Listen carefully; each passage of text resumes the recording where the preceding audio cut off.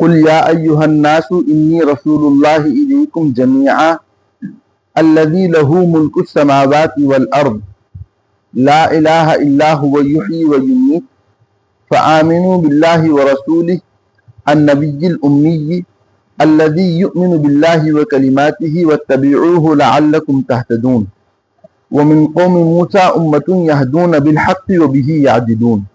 صدق اللہ العظیم۔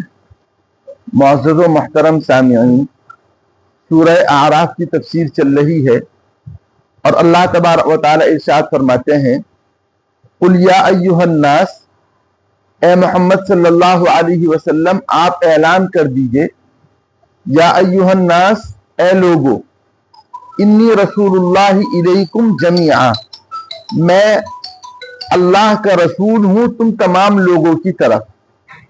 تو یہ اعلان کروایا گیا جناب رسول اللہ صلی اللہ علیہ وسلم سے کہ اے لوگو، میں اللہ کا رسول ہوں تم تمام لوگوں کی طرف، یہ اعلان کر دیا۔ تو یہ رسول اللہ صلی اللہ علیہ وسلم نے اعلان کیا ہے کہ اللہ کے رسول صلی اللہ علیہ وسلم اللہ کے رسول ہیں تمام لوگوں کے لیے۔ تو اس آیت میں غور کرنے کی بات یہ ہے کہ اللہ تعالیٰ ارشاد فرماتے ہیں یا ایھا الناس، اے لوگو۔ تو یہ جو مخاطب بنایا ہے اللہ تبارک و تعالیٰ نے، یہ تمام انسانوں کو مخاطب بنایا ہے۔ اس میں عرب بھی داخل ہیں، ہندی بھی داخل ہیں، امریکی بھی داخل ہیں، یورپی بھی داخل ہیں، کالے بھی داخل ہیں، گورے بھی داخل ہیں۔ تمام لوگوں کو اللہ تبارک و تعالیٰ نے مخاطب بنایا اور کہا یا ایھا الناس انی رسول اللہ الیکم جمیعا، میں تم تمام لوگوں کی طرف اللہ کا رسول ہوں۔ تو اس آیت سے بات پتہ چلی کہ جناب رسول اللہ صلی اللہ علیہ وسلم تمام انسانوں کی طرف رسول بنا کر بھیجے گئے۔ کسی قوم کی طرف یا کسی خاص علاقے کی طرف آپ کو رسول بنا کر نہیں بھیجا گیا، بلکہ آپ کو تمام انسانوں کی طرف رسول بنا کر بھیجا گیا ہے۔ اس آیت سے رسول اللہ صلی اللہ علیہ وسلم کی رسالت کے عالمگیر ہونے کا پتہ چلتا ہے کہ رسول اللہ صلی اللہ علیہ وسلم کی جو رسالت تھی کسی خاص قوم یا قبیلے کے لیے نہیں تھی، بلکہ پوری نوع انسانی کے لیے رسول اللہ صلی اللہ علیہ وسلم کی رسالت تھی۔ اس کے برخلاف رسول اللہ صلی اللہ علیہ وسلم سے پہلے جو حضرات انبیاء علیہم السلام آئے ہیں، وہ کسی نہ کسی خاص قوم یا کسی نہ کسی خاص علاقے کے لیے تھے۔ مثلا حضرت نوح علیہ السلام وہ اپنی قوم کے لیے نبی تھے۔ حضرت ہود علیہ السلام قوم عاد کے لیے وہ نبی تھے۔ حضرت صالح علیہ السلام قوم سمود کے لیے نبی تھے۔ حضرت موسیٰ علیہ السلام بنی اسرائیل کے لیے نبی تھے۔ حضرت عیسیٰ علیہ السلام بنی اسرائیل کے لیے نبی تھے۔ تو جتنے بھی انبیاء علیہ السلام آئے ہیں وہ تمام کے تمام کسی نہ کسی قوم کے لیے آئے تھے، کسی نہ کسی علاقے کے لیے آئے تھے۔ لیکن رسول اللہ صلی اللہ علیہ وسلم کا امتیاز یہ ہے کہ وہ تمام نوع انسانی کے لیے ہیں، تمام علاقوں کے لیے ہیں۔ اس آیت سے یہ بات پتہ چلتی ہے یا ایھا الناس، اے لوگو، انی رسول اللہ الیکم جمیعا، میں اللہ کا رسول ہوں تم تمام لوگوں کی طرف۔ تمام لوگوں کی طرف اللہ تبارک و تعالیٰ نے رسول اللہ صلی اللہ علیہ وسلم کو رسول بنا کر بھیجا گیا۔ یہودیوں کے لیے بھی آپ رسول ہیں، عیسائیوں کے لیے بھی آپ رسول ہیں، پارسیوں کے لیے بھی آپ رسول ہیں، مسلمانوں کے لیے بھی آپ رسول ہیں، بتوں کی عبادت کرنے والوں کے لیے بھی آپ رسول ہیں۔ ہر قوم اور ہر علاقے اور ہر طبقے کے لیے رسول اللہ صلی اللہ علیہ وسلم کو رسول بنا کر بھیجا گیا ہے۔ پھر آگے کہا گیا الذی لہ ملک السماوات والارض، کہ محمد صلی اللہ علیہ وسلم جو رسول ہیں وہ اللہ کے لیے ہیں۔ اور اللہ کون ہے؟ تو اللہ تعالیٰ کے بارے میں بتایا الذی لہ ملک السماوات والارض، اللہ وہ ہے جس کے لیے آسمانوں اور زمین کی بادشاہت ہے۔ پوری روئے زمین پر بادشاہت اللہ تعالیٰ کی ہے، تمام آسمانوں پر بادشاہت اللہ تعالیٰ کی ہے۔ خلاصہ یہ کہ پوری کائنات کے ذرے ذرے پر بادشاہت اللہ تعالیٰ کی ہے۔ ہر چیز کے اوپر اللہ تعالیٰ کی بادشاہت ہے۔ وہ جس کو چاہے بادشاہ بنا دے، جس کو چاہے حکومت سے ہٹا دے، جسے چاہے عزت دے دے، جسے چاہے ذلت دے دے۔ اللہ تبارک و تعالیٰ کے قبضہ قدرت میں ہر چیز ہے۔ وہ جسے چاہے رسول بنا لے اور جسے چاہے رسول نہ بنائے، اللہ تبارک و تعالیٰ کے اختیار میں ہے۔ تو الذی لہ ملک السماوات والارض، آسمانوں کی بادشاہت بھی اللہ ہی کے لیے ہے اور زمینوں کی بادشاہت بھی اللہ ہی کے لیے، ہر چیز پر اللہ کی بادشاہت ہے۔ اور پھر فرمایا لا الہ الا ہو، کوئی معبود نہیں ہے مگر اللہ، معبود ہے تو صرف اللہ ہے۔ یہ اسلام کی سب سے بنیادی تعلیم ہے کہ لا الہ الا ہو، کوئی معبود نہیں مگر اللہ، معبود ہے تو صرف اللہ ہے، اللہ کے علاوہ کوئی معبود نہیں۔ یہ پیغام اور یہ بات اپنے دلوں میں بٹھا لینی چاہیے مسلمانوں کہ اللہ کے سوا کوئی معبود نہیں۔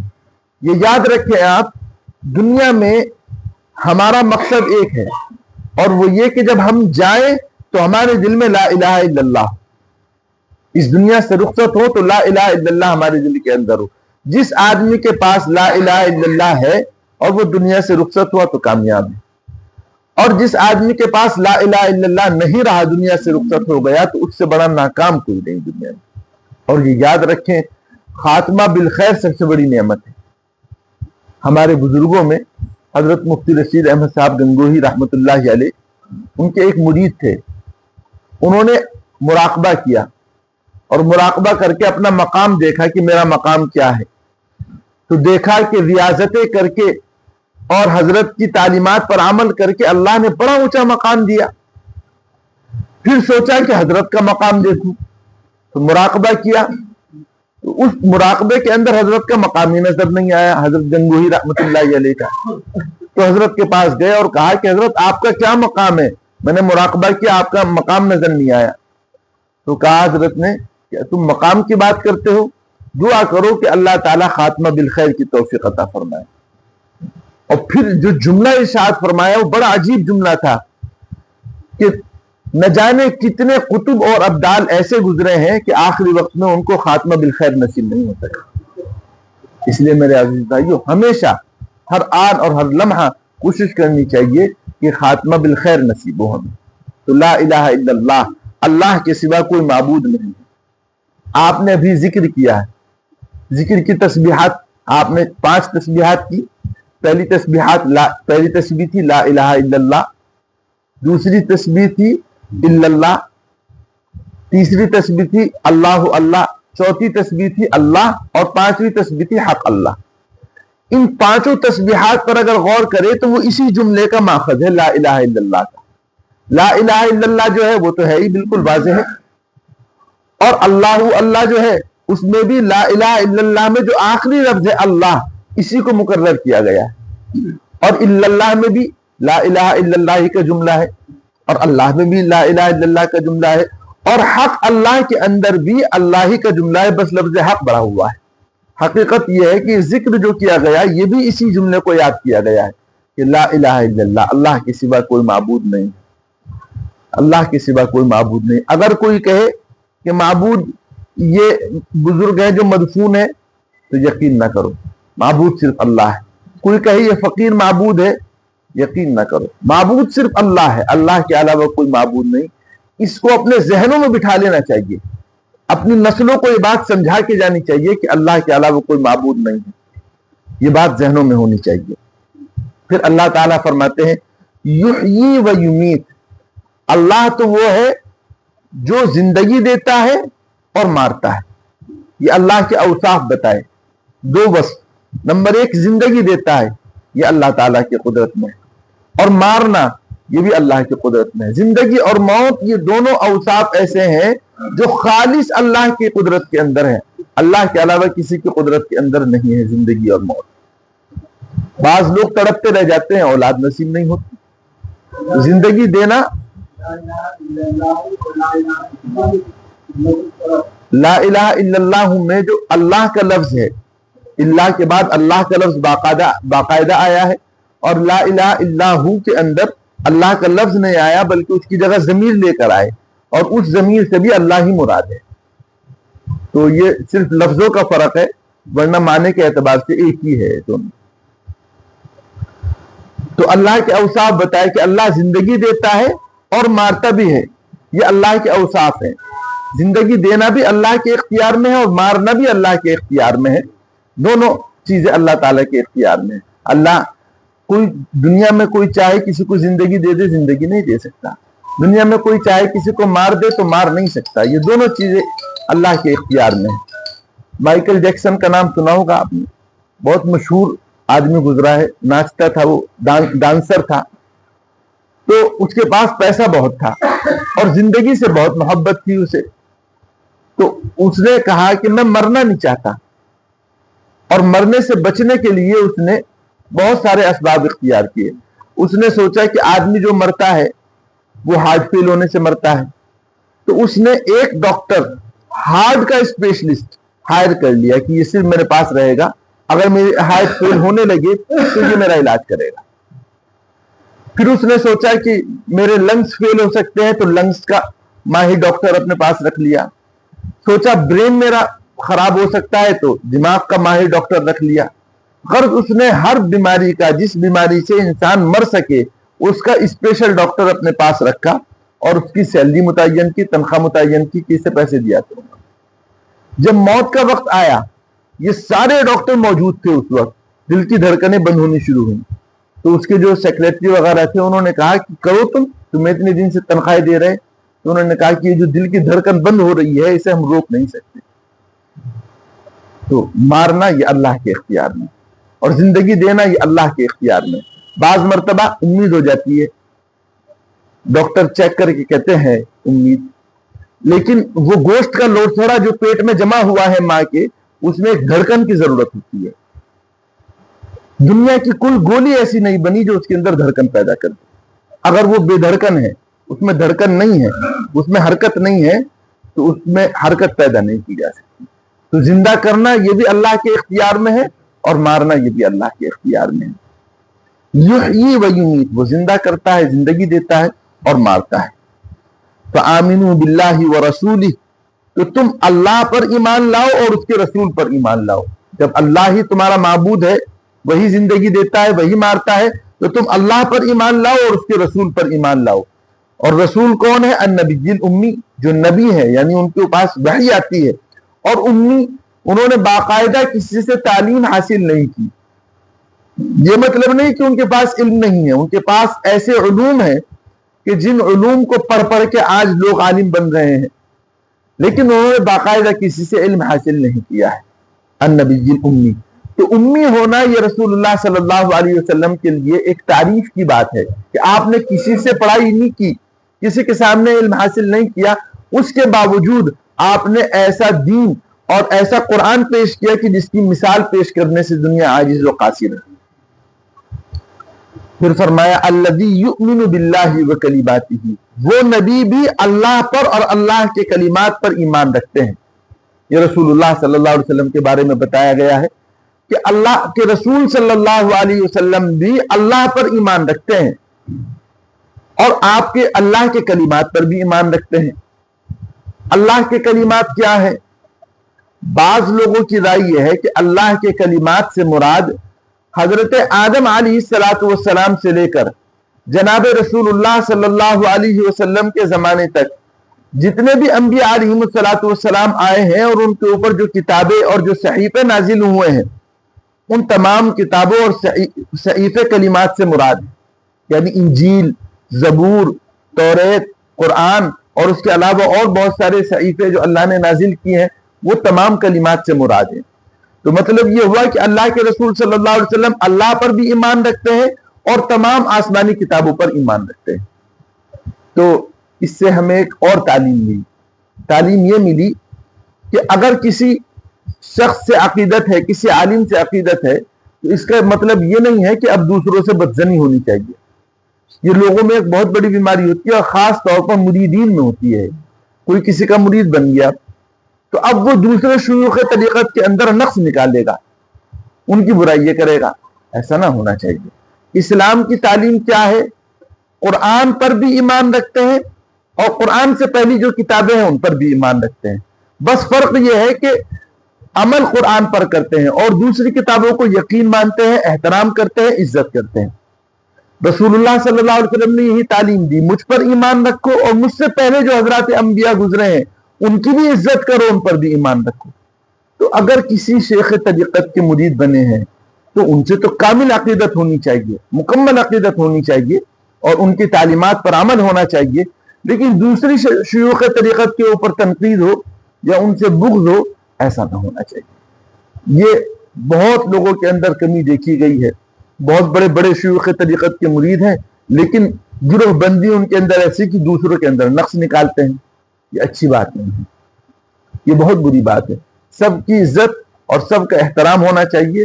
جو اپنے بزرگ ہیں بس ان کی تعلیمات پر بھی عمل ہو اور کامل مکمل اعتقاد ان کے اوپر ہو. اپنے شیخ سے کامل اور مکمل اعتقاد ہونا چاہیے. کیسا اعتقاد ہونا چاہیے؟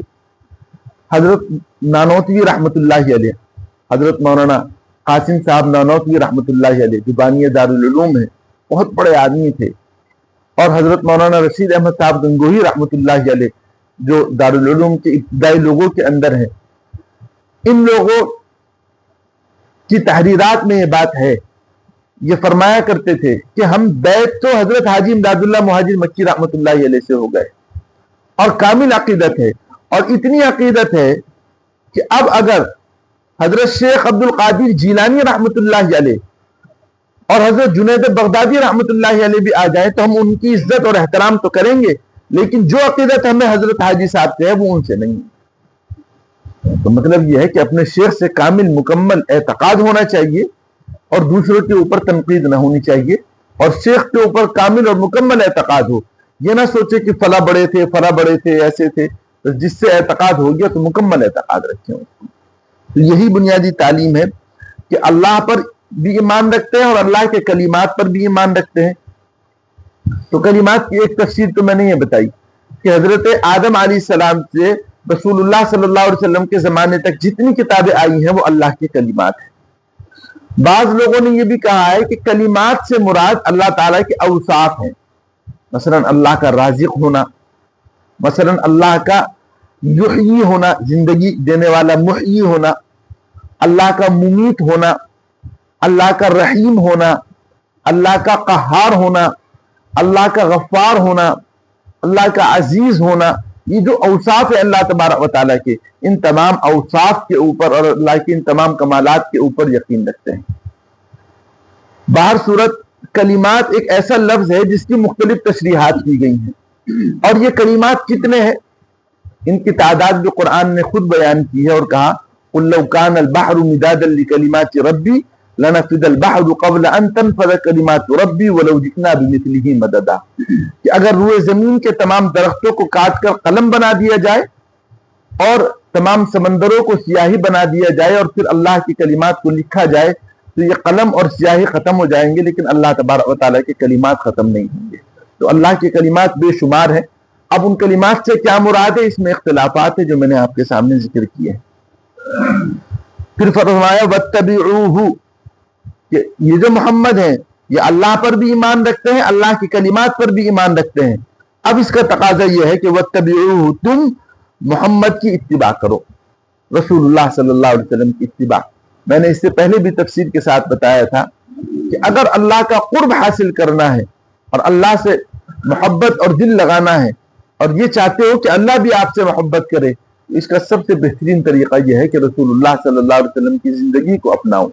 جو جو نقل و حرکت آپ نے کی ہے، کس طرح آپ بیٹھتے تھے، کس طرح آپ چلتے تھے، کس طرح آپ کھانا کھاتے تھے، کس طرح آپ لوگوں سے بات کرتے تھے، ان تمام حرکات اور سکنات کو اپنی زندگی میں لاؤ تو اللہ تبارک و تعالیٰ کی مقرب بن جاؤ گے.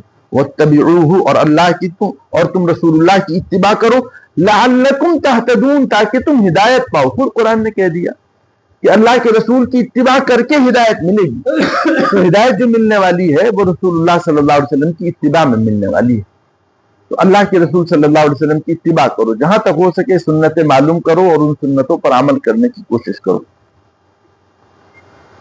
پھر آگے فرمایا وَمِن قَوْمِ مُوسَىٰ أُمَّةٌ يَهْدُونَ بِالْحَقِّ وَبِهِ يَعْدِلُونَ، اور حضرت موسیٰ علیہ السلام کی قوم میں سے ایک جماعت ایسی تھی جو حق سے رہنمائی کرتی تھی اور حق سے فیصلہ کرتی تھی، انصاف کرتی تھی. اور حضرت موسیٰ علیہ السلام کے قوم میں سے ایک جماعت ایسی تھی جو حق سے رہنمائی کرتی تھی اور حق سے فیصلہ کرتی تھی. یعنی بتانے کا مقصد ہے کہ حضرت موسیٰ علیہ الصلوۃ والسلام کی جماعت میں بہت ناشکرے لوگ گزرے ہیں، بہت نافرمان لوگ گزرے ہیں، لیکن اس قوم کے اندر بھی ایک جماعت ایسی تھی جو حق سے رہنمائی کرتی تھی اور حق سے فیصلہ کرتی تھی۔ اس سے ایک بات یہ پتہ چلی ہمیں کہ عام طور پر حضرت موسیٰ علیہ الصلوۃ والسلام کے قوم میں نافرمان لوگ تھے، لیکن ایک جماعت ایسی تھی جو حق پر قائم تھی۔ دوسری بات یہ بھی پتہ چلی کہ اگر کوئی جماعت غلط ہو اور اس میں کچھ افراد اچھے ہوں تو ایسا نہ کہنا چاہیے کہ سارے کے سارے لوگ غلط ہیں، بلکہ یہ کہنا چاہیے کہ عام طور پر لوگ غلط ہیں لیکن کچھ لوگ اس کے اندر اچھے بھی ہیں۔ یہ قرآن نے ہمیں تعلیم دی ہے۔ دیکھیے حضرت موسیٰ علیہ الصلوۃ والسلام کی قوم مجموعی طور پر خراب تھی لیکن کچھ لوگ اچھے تھے، تو اللہ تعالیٰ نے ان کا ذکر کیا کہ موسیٰ علیہ الصلوۃ والسلام کی قوم میں سے ایک جماعت ایسی ہے جو حق سے رہنمائی کرتی ہے اور حق سے فیصلہ کرتی ہے۔ اب حق سے کیا مراد ہے جس سے وہ رہنمائی کرتی تھی اور جس سے فیصلہ کرتی تھی؟ تو علماء نے لکھا ہے حق سے مراد یہاں توریت ہے۔ ہر زمانے کے اندر حق جو ہے وہ اس زمانے کی کتاب ہے۔ جیسے ہمارے دور کے اندر حق قرآن اور حدیث ہے، اسی طرح اس زمانے کے اندر حق توریت تھی، اور جب انجیل آئی تو حق انجیل تھی۔ تو ان کے زمانے کے اندر حق جو ہے وہ توریت تھی، تو حق سے توریت مراد ہے۔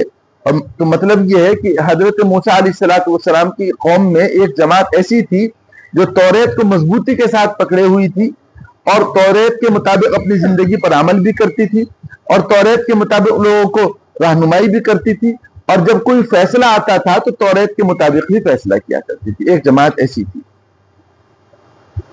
وَقَطَّعْنَاهُمْ اثْنَتَيْ عَشْرَةَ أَسْبَاطًا أُمَمًا وَأَوْحَيْنَا إِلَى مُوسَىٰ إِذِ اسْتَسْقَاهُ قَوْمُهُ أَنِ اضْرِب بِّعَصَاكَ الْحَجَرَ فَانبَجَسَتْ مِنْهُ اثْنَتَا عَشْرَةَ عَيْنًا قَدْ عَلِمَ كُلُّ أُنَاسٍ مَّشْرَبَهُمْ وَظَلَّلْنَا عَلَيْهِمُ الْغَمَامَ وَأَنزَلْنَا عَلَيْهِمُ الْمَنَّ وَالسَّلْوَىٰ كُلُوا مِن طَيِّبَاتِ مَا رَزَقْنَاكُمْ وَمَا ظَلَمُونَا وَلَٰكِن كَانُوا أَنفُسَهُمْ يَظْلِمُونَ۔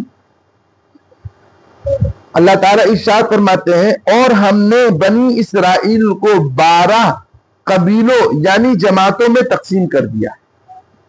اللہ تبارک و تعالیٰ نے جو بنی اسرائیل تھے ان کی 12 جماعتیں بنائیں۔ سب سے پہلے تو یہ سمجھے کہ جو بنی اسرائیل ہیں یہ کون ہیں؟ بنی اسرائیل حضرت یعقوب علیہ السلام کے اولاد ہیں۔ اسرائیل حضرت یعقوب علیہ السلام کا لقب ہے اور یعقوب حضرت یعقوب علیہ السلام کا نام ہے، اور بنی کا معنی ہوتا ہے اولاد۔ بنی اسرائیل یعنی حضرت یعقوب علیہ السلام کی اولاد۔ تو حضرت یعقوب علیہ السلام کی اولاد کو اللہ تبارک و تعالیٰ نے 12 قبیلوں میں تقسیم کیا تھا۔ 12 قبیلوں میں کیوں تقسیم کیا تھا؟ حضرت یعقوب علیہ السلام کے 12 بیٹے تھے، 12 بیٹے تھے حضرت یعقوب علیہ السلام کے۔ ہر بیٹے سے نسل چلی تو ہر نسل کو اللہ تبارک و تعالیٰ نے الگ الگ کیا تھا، اس لیے کیونکہ نسل لاکھوں کی تعداد میں بڑھ چکی تھی۔ اب جو لاکھوں کی تعداد میں افراد ہوں ان کا تو ایک ساتھ رہنا ناممکن ہے، الگ الگ ہونا فطری بات ہے۔ تو اس لیے اللہ تبارک و تعالیٰ نے انتظام کے لیے اور ان میں آپسی اتفاق کے لیے ان کو الگ الگ کر دیا، 12 قبیلوں کے اندر تقسیم کر دیا۔ وَقَطَّعْنَاهُمْ اثْنَتَيْ عَشْرَةَ أَسْبَاطًا أُمَمًا، اور ہم نے ان کو 12 قبیلوں یعنی 12 جماعتوں کے اندر تقسیم کر دیا۔ وَأَوْحَيْنَا إِلَى مُوسَىٰ إِذِ اسْتَسْقَاهُ قَوْمُهُ أَنِ اضْرِب بِّعَصَاكَ الْحَجَرَ فَانبَجَسَتْ مِنْهُ اثْنَتَا عَشْرَةَ عَيْنًا قَدْ عَلِمَ كُلُّ أُنَاسٍ مَّشْرَبَهُمْ۔ حضرت موسیٰ علیہ السلام کی جو قوم ہے بڑی نافرمان قوم تھی، بہت باتیں حضرت موسیٰ علیہ السلام کہتے تھے لیکن یہ نافرمانی کیا کرتے تھے۔ تو ایک وادی ہے جس کا نام ہے وادی تیہ۔ اس وادی تیہ کے اندر اللہ تبارک و تعالیٰ کی طرف سے عذاب یہ آیا کہ یہ اس میں پھنس گئے اور اس سے نکل ہی نہ پائے۔ 40 سال تک اسی وادی کے اندر گھومتے رہے، 40 سال تک اس وادی کے اندر گھومتے رہے۔ وہاں وادی کے اندر پینے کے لیے پانی نہیں تھا، کھانے کے لیے کھانا نہیں تھا، سر چھپانے کے لیے کوئی درخت نہیں تھا، کوئی چھت نہیں تھی۔ تو پانی سے پریشان ہوئے، پانی کا انتظام ہو، بارصورت نبی برحق ان کے درمیان موجود تھے۔ جب پانی سے پریشان ہوئے تو حضرت موسیٰ علیہ السلام کے پاس گئے اور جا کر کہا کہ اے موسیٰ علیہ السلام، پانی کی ضرورت ہے، ہم پیاس سے تڑپ رہے ہیں، آپ اللہ تعالیٰ سے دعا کریں کہ ہمارے لیے پانی کا انتظام کریں۔ اللہ تعالیٰ نے حضرت موسیٰ علیہ السلام نے اللہ تعالیٰ سے دعا کی تو اللہ تبارک و تعالیٰ نے کہا کہ ایک پتھر ہے، اس پتھر کے اوپر آپ عصا ماریں، اپنا عصا مارنے کے نتیجے میں 12 چشمے اس پتھر سے بہہ پڑیں گے۔ یہ 12 جماعتیں بن چکی ہیں، ہر جماعت اپنے ایک چشمے سے اپنے چشمے سے پانی لے لیا کرے گی۔ یہ حضرت موسیٰ علیہ السلام کو کہا گیا۔ حضرت موسیٰ علیہ السلام نے پتھر کے اوپر اپنا عصا مارا اور جیسا اللہ نے فرمایا تو ایسا ہی ہوا، اس پتھر سے 12 چشمے پھوٹ پڑے اور 12 قبیلے تھے، ہر ایک قبیلے نے اپنا ایک چشمہ متعین کر لیا اور اس چشمے سے وہ پانی پیا کرتے تھے۔ اسی کے منظر کشی اللہ تعالیٰ ارشاد فرماتے ہیں وَأَوْحَيْنَا إِلَى مُوسَىٰ، اور ہم نے حضرت موسیٰ علیہ السلام کی طرف وحی کی، اِذِ اسْتَسْقَاهُ قَوْمُهُ، جب ان کی قوم نے حضرت موسیٰ علیہ السلام سے پانی مانگا، کہا پانی دو، ہمیں پانی نہیں ہے پینے کے لیے، تو وحی کی، کیا وحی کی؟ أَنِ اضْرِبْ بِعَصَاكَ الْحَجَرَ، کہ آپ اپنے عصا سے پتھر کو ماریے۔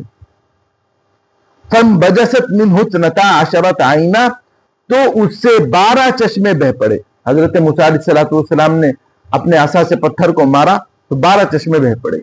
یہ حضرت موسیٰ علیہ السلام کا ایک عظیم معجزہ تھا کہ ایک عصا مارا اور اس عصے سے جو ہے پتھر سے اللہ تعالیٰ نے پانی کو نکال دیا۔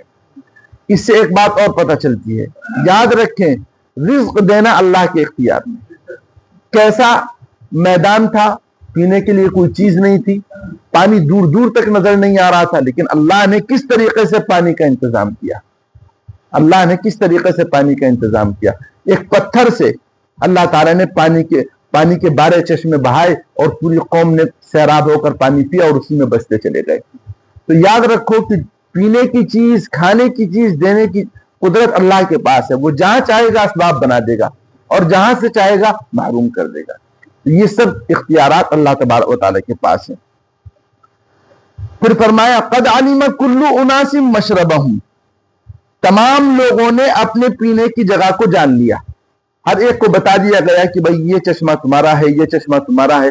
ہر قبیلے کے لیے ایک چشمہ متعین کر دیا گیا، وہ قبیلہ اس چشمے پر جاتا اور پانی پیتا اور پانی نکالتا اور اپنی ضرورت کے سارے کام کرتا۔ وَظَلَّلْنَا عَلَيْهِمُ الْغَمَامَ، اور ہم نے ان کے اوپر بادل کو سایہ فغن کیا۔ میں نے کہا اس وادی کے اندر سر چھپانے کے لیے چھت نہیں تھی، کوئی درخت نہیں تھا، تو اللہ تبارک و تعالیٰ نے بادل کو حکم دیا اور کہا کہ بادل وہاں جا کر تم سایہ فغن ہو جاؤ تاکہ ان کو دھوپ نہ لگے۔ اللہ تبارک و تعالیٰ نے بادل کو حکم دیا، بادل آیا، وہ سایہ فغن ہو گیا جس کی وجہ سے دھوپ ان کے اوپر نہ لگی۔ تو اللہ نے بادل کا سایہ ان کے اوپر متعین کر دیا، یہ اللہ کا احسان تھا۔ کھانے کے لیے کوئی چیز نہیں تھی تو اس کا بھی انتظام اللہ نے کیا اور کہا وَأَنزَلْنَا عَلَيْهِمُ الْمَنَّ وَالسَّلْوَىٰ، اور ہم نے ان کے اوپر من و سلوہ کو اتار دیا، من کو بھی اتارا اور سلوہ کو بھی اتارا۔ من کیا ہے؟ من یہ جنت کا ایک پھل ہے جو میٹھا ہوتا ہے، میٹھا پھل۔ بعض لوگوں نے کہا کہ شہد کی طرح ہوتا ہے، بعض لوگوں نے کہا ہے کہ صبح کو جو شبنم پڑتی ہے اس شبنم جیسا ہوتا ہے۔ بعض صورت یہ کھانے میں میٹھا ہوتا تھا اور صبح کے وقت یہ آ جاتا تھا درختوں کے اوپر یا کسی چیز کے اوپر آ جاتا تھا آسمان سے، اور یہ اسے لے کر کھا لیا کرتے تھے۔ یہ من اللہ تبارک و تعالیٰ نے اتارا، اور سلوہ اللہ تبارک و تعالیٰ نے اتارا۔ یہ ایک پرندہ ہے، بٹیر کی طرح ہوتا ہے۔ بعض لوگوں نے کہا کہ وہ بٹیری ہے، بعض لوگوں نے کہا کہ بٹیر کی طرح کوئی پرندہ تھا جو جنت سے آیا کرتا تھا، آ کے بیٹھ جاتے تھے، بنی اسرائیل انہیں پکڑ کر ذبح کر کے کھا لیا کرتے تھے۔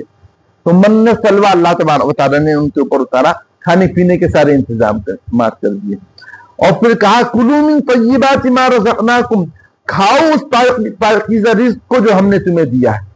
اللہ تعالیٰ نے پاکیزہ رزق دیا، اس کو کھاؤ پیو۔ اس آیت سے یہ بات بھی پتہ چلتی ہے کہ اگر اللہ نے ہمیں رزق دیا ہے تو اسے استعمال کرنا چاہیے۔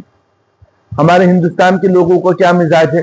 جمع کر لو، جمع کر لو، بینک بیلنس بنا لو، 50 لاکھ، 1 کروڑ، 10 کروڑ بینک بیلنس بنا لو، جب پراپرٹی خرید لو۔ یہ مزاج ہے لوگوں کا، اور کھاؤ کچھ نہ۔ ایسا نہیں. سب سے پہلے اپنی زندگی کو اچھا بناؤ. جس زندگی کو آپ جی رہے ہیں, اچھا کھائیں, اچھا رہیں, اچھی سواری ہو. یہ 3 چیزیں ہونی چاہیے. رہنے کے لیے اچھا انتظام ہو, پہننے کے لیے اچھا انتظام ہو, کھانے کے لیے اچھا انتظام ہو, اور سواری اچھی ہو. اس کے بعد اگر پیسہ بچ رہا ہے تو جمع بھی کر لیں تھوڑا بہت. لیکن جمع کرنے کے سلسلے میں ان میں کمپرومائز کرنا, نہ اچھا پہن رہے, نہ اچھی جگہ رہ رہے, نہ اچھا کھا رہے, نہ سواری اچھی ہے, جمع کر رہے, یہ کوئی عقل مندی کی بات نہیں. اللہ تعالیٰ بھی پسند کرتا ہے کہ اگر اللہ نے نعمت دی ہے اسے تو وہ نعمت اس کے اوپر نظر آئے. صحیح حدیث میں ہے, ان اللہ تعالیٰ یحب ان یرا اثر نعمتہ علی عبدہ. اللہ تعالیٰ پسند کرتا ہے کہ جو نعمت اللہ نے بندے کو دی ہے وہ اس کے جسم کے اوپر نظر آئے. تو اگر اللہ نے مال و دولت دی تو اچھا کھاؤ, اچھا پیو, اچھا گھر بناؤ, اچھی گاڑی رکھو. جمع کرنے کی فراق میں زیادہ نہ رہیں. آپ یورپی ممالک کے اندر چلے جائیں, امریکی ممالک کے اندر چلے جائیں, وہاں لوگوں کے بہت بڑے بڑے بینک بیلنس نہیں ہوتے, لیکن ان کی اپنی زندگی بہت اچھی ہوتی ہے. تو اپنی موجودہ زندگی کو اچھا بنانے کی کوشش کریں, زیادہ جمع کرنے کی کوشش میں نہ لگیں. وَمَا ظَلَمُونَا وَلَٰكِنْ كَانُوا أَنفُسَهُمْ يَظْلِمُونَ. ان لوگوں نے ہمارے اوپر ظلم نہیں کیا, یہ اپنے اوپر ظلم کیا کرتے تھے. یعنی ہم نے اتنی نعمتیں انہیں دی تو انہوں نے جو ناشکری کی ہے وہ ہمارے اوپر کوئی ظلم نہیں تھا, وہ انہوں نے اپنے ہی اوپر ظلم کیا تھا. اللہ تعالی ہم تمام لوگوں کو